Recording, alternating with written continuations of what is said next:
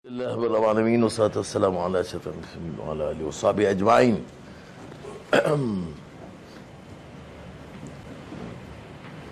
Wasta'inu bis-sabri was-salah wa innaha lakabiratun illa 'alal khashi'in allazina yazunnuna annahum mulaqu rabbihim wa innahum ilaihi raji'un. Ini bagi kita kadang kita sempurnakan solat. Jangan pandang ringan sebab dia kerana sekadar kesungguhan dalam menyempurnakan salah, dan ada kategori salah dengan yang khusyuk. Jadi sekadar peringatan bagi kita. Sebab tu dia kadang-kadang persediaan tu mesti ada persediaan untuk tumpu untuk solat, dan selepas itu dia tak terus berdiri. Dia kena bagi waktu sedikit sebelum kita bangun. Itu satu. Tetapi dalam ini, dalam kita buat tu, jangan pula kita pandang mudah. Dia tidak mudah. Kita tahu tentang latihan Sayyidina Ali bila Nabi Muhammad SAW saja uji dia tentang khusyuk ni, dan tawarkan kalau dapat khusyuk ada bagi hadiah. Jadi dia tengah sembahyang tu teringat juga hadiah. Tapi pasal Sayyidina Ali masih muda lah, so nak tunjuk bahawa tidak semudah itu. Sebab itu diminta kita lakukan amalan secara serius. Tapi bila saya sebut perkara-perkara ini, janganlah kita pula ambil maklumat ilmu ini untuk menidakkan usaha orang lain, kerana kita tidak tahu. Sebab itu dalam beberapa majlis yang sebelum ini kita sebut tentang apa yang para ulama. Saya ingat Abdul Karim Zaidan, nama Iraq, yang menempelak peranan bukannya pemimpin dan juga ulama, kerana tidak menghayati, tidak apa yang disebut ya ayyuhallazina amanu istajibu lillahi walir rasul iza da'akum lima yuhyikum. Penghayatan ajaran tu tidak sama dengan apa yang disuarakan. Ataupun yang saya sebut dulu semasa saya dengan marhum Fadil Noor di Riyadh, bertemu dengan pertama kali dengan Fatih Yakan, yang disebut tentang penyakit bukan saja ananiyah ni ego, gurur, the obsession with the truth, yang sebenarnya menjadi penyakit juga di kalangan gerakan Islam. Orang yang hebat Islam dia pun, tapi kadang-kadang kalau dia sampai obses dengan dia punya cara, dia punya kefahaman dan self-centered, maka rosak jamaah. Ini peringatan kepada kita. Sebab itu kita kena belajar juga sejarah, bukan sejarah seperti sejarah perjuangan ini, dan kita lalui sekarang, kerana masing-masing sama ada guna idea mereka atau agama mereka, fahaman mereka. Kalau kita tengok ada parti, umpamanya kalau tak ikut dia terus langgar prinsip Islam,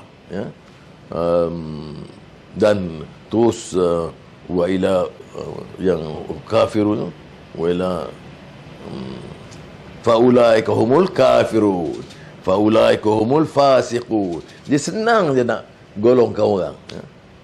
Jadi kerana ini yang dikatakan sama ada false sense of religiosity pun ada juga. Dia anggap ini bahaya. Ini saya tengok sini macam mana, kalau kita ikut ni kamu tak takut ke Allah ke?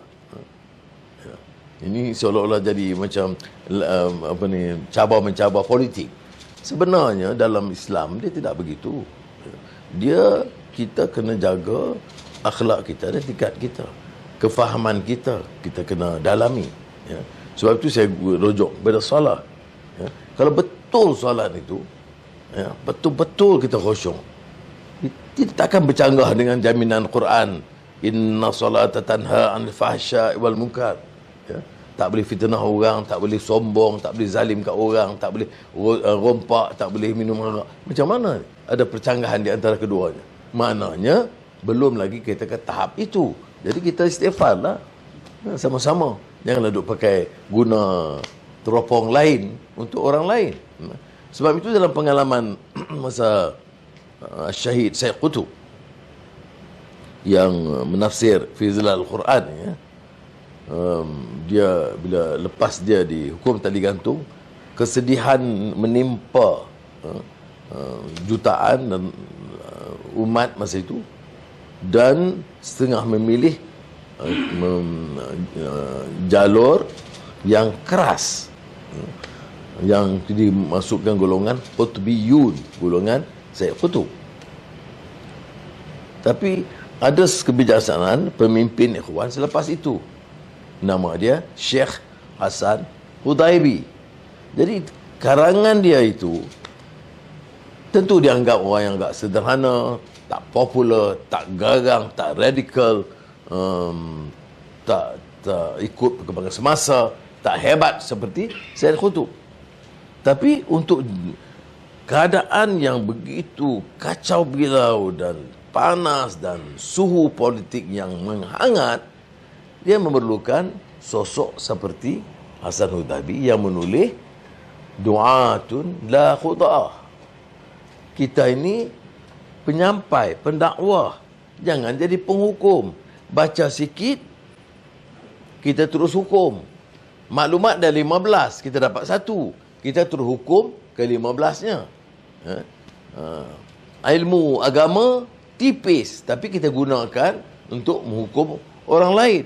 Kalau menghukum kita sendiri untuk jadi lebih baik, itu boleh. Sebab itu bagi kalangan muda yang dalam kegiatan, baik dalam dakwah atau dalam parti politik, kita kena ingat, persaingan ni jangan sampai menyebabkan kita ini hilang pedoman.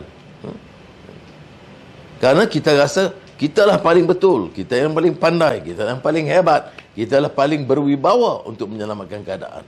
Belum tentu. Itu penilaian siapa? Penilaian kita dan berapa kerat kita. Kalau tanya saya, di depan saudara, saya dapat 180% markah. Kerana yang hadir ini semua sama ada staf atau penyokong-penyokong setia. Tapi kita dengar yang lain juga pandangan. Tapi akhirnya bukan setakat dengar, kita ukur berdasarkan kebenaran, berdasarkan ketetapan yang jelas.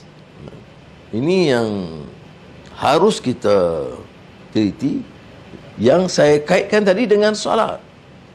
Kerana kita nak ukur sebenarnya hebat kita ini, kita ukur solat kita dan amalan kita. Tentunya tidak sebaik yang kita anggap. Benar, kerana beberapa ucapan kita, keangkuhan kita, ego kita, kesilapan kita, itu seolah-olah berlakunya kontradiksi dengan jaminan Al-Quran tentang solat itu.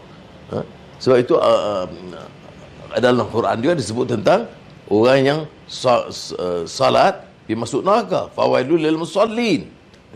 Jadi peringatan supaya terutama Ramadan ini, supaya kita beristighfar. Istighfar ini kena ikhlas, minta ampun ya Allah, sebab kita banyak lakukan kesilapan. Ini bukan untuk ambil kesempatan untuk hukum orang. Saya tengok bila sangat kamu kena beringatlah, kamu bertanggungjawab kepada Allah, kamu akan berjawab depan Allah. Kamu bagaimana pula? Jadi sebab itu saya ingin menggesa kita istighfar, maknanya kita mohon ampun daripada Allah SWT.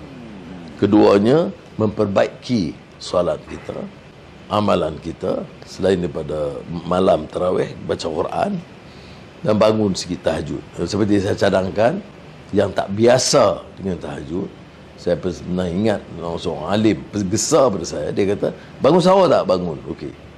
Boleh tak bangun 5 minit sebelum awal dan tumpu solat 2 rakaat atau 4 rakaat sebelum sahur. Kalau ada masa 5 minit sebelum subuh, solat 2 rakaat lagi sampai subuh. Jadi itu masuk tahajud. Ingat yang itu kita baca tentang yang bil ashar, as-sadiqin was-sabirin wal-qanitin wal-munfiqin wal-mustaghfirin bil ashar. Masuk kategori cukup. Jadi maknanya semua kita beri kebaikan, perjuangan akhlak sedik ini, dan kemudian bagi makanan anak yatim dan beristighfar terbaik bil ashar, waktu sahur. Jadi kita sahur waktu makan.